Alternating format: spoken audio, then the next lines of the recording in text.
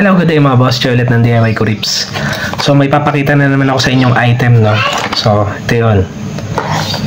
So mura lang to, no? Nabili ko lang siya nasa 200 plus. Tapos ginamitan ko ng voucher, parang nakuha ko lang na 160. So hindi ko in-expect na ganito siya kaganda. Yung packaging, okay naman siya. Tapos nakaganito pa. Although na-check ko na to before, no? Nabuksan ko na.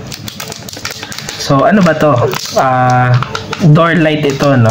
So, may projection ng logo. Depende sa kung anong bibili yung logo. Kung Toyota, Honda, Mitsubishi. Meron pa mga ganito, yung mga Batman. Yan. Pero syempre, pinili ko Toyota. Toyota yung sasakyan namin eh. Yan. Ganyan yung itsura.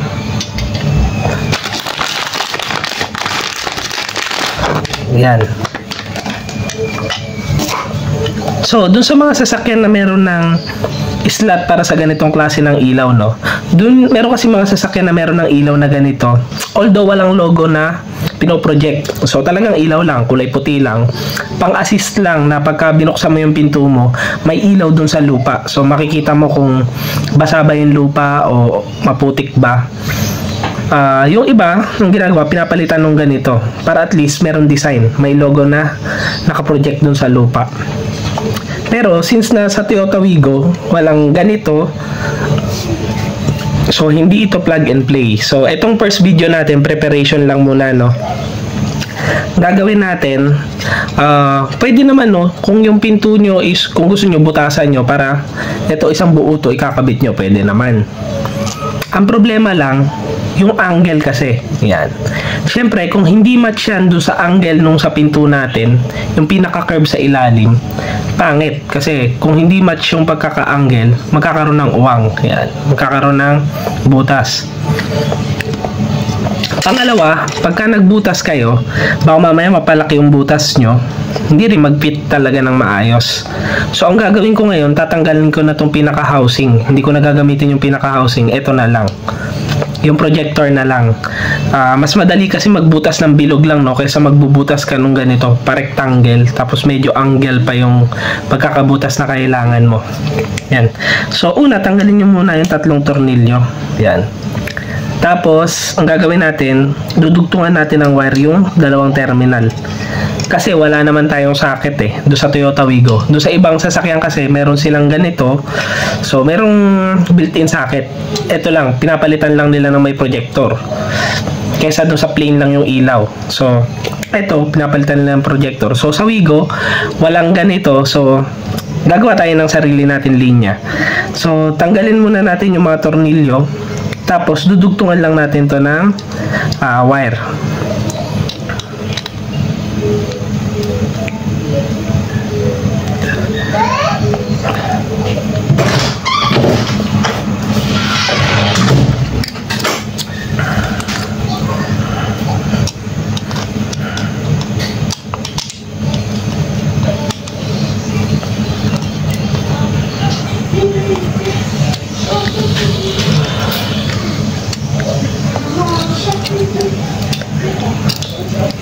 Di bali medyo maliit lang yung pinaka-tornilyo niya, no?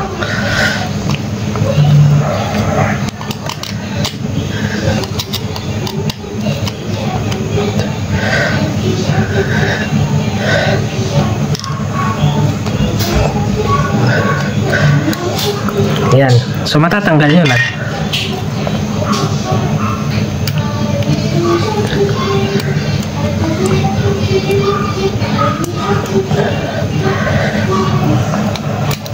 Yan. So, ito lang yung kailangan natin. Tapos, need natin magbutas ng bilog doon sa pintuan. Yan. Tapos, ilalagyan ko na lang ng glue. Yan, nakaganyan. So, ito, tatanggalin ko to. Itong dalawang to. Tapos, hihinangan ko ng wire. So, hindi ko na muna papakita sa inyo yung paghihinang, no, para hindi ganun katagal. So, tanggalin ko na to. Tapos, hihinangan ko na ng wire.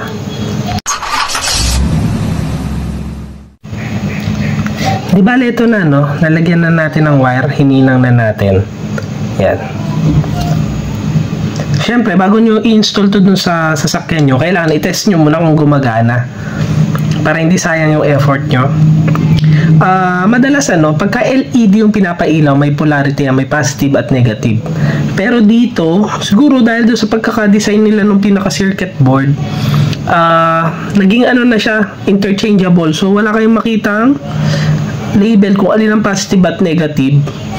Tapos pagka tinetesting ko siya, alin man yung supplyan ko ng positive at negative dyan, gumagana pa rin yung pinaka LED. So tingin ko sa pagkaka-design nila ng circuit board, interchangeable na siya. Kung alin man yung positive at alin man yung negative, okay lang. Pero doon sa mga madalas ko na-encounter na mga LED na pailaw, meron yan specific na positive, may specific na negative. Pero dito, interchangeable. So testing natin, supplyan natin ng positive yung dilaw. Yung blue, supplyan natin ng negative. Yan. Ayan siya, Toyota. Ganda. Colored siya. May blue, may red. So, meron kayong mga makikita na logo projection light na kulay puti lang yung ilaw. Pero ito kasi colored. Yan. So, ito yung kakabit natin sa pinto. Siyempre, pagka mas mataas yung ilaw nyo, mas lumalaki siya. Yan, Tapos okay din yung quality ng ilaw niya, kasi kung titignan nyo, nakabukas yung ilaw namin. Yan. Pero nakikita pa rin siya. Maganda yung projection niya. Siyempre, mas maganda pa yan pagkagabi. Yan. Tignan nyo, babalik rin natin. Etong blue naman, lagay natin sa positive. Itong orange, lagay natin sa negative. Parehas lang, may ilaw pa din, So, hindi kayo basta-basta magkakamali ng wiring. Yan. Balik natin.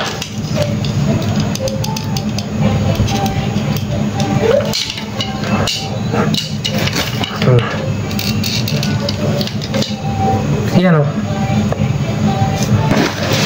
So, paano natin yan iwa-wiring yung connection nito?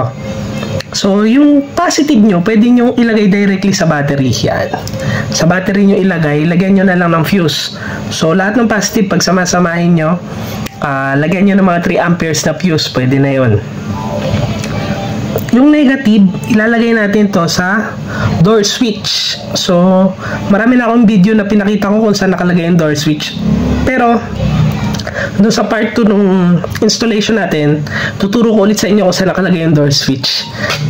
So, tapusin na natin tong video na to, Ito kasing first video natin, preparation pa lang to, prior dun sa actual installation. Yan. Siyempre, kailangan nakahanda na siya para mag-i-install na lang tayo. So, ingat kayong lahat, Ride safe. God bless.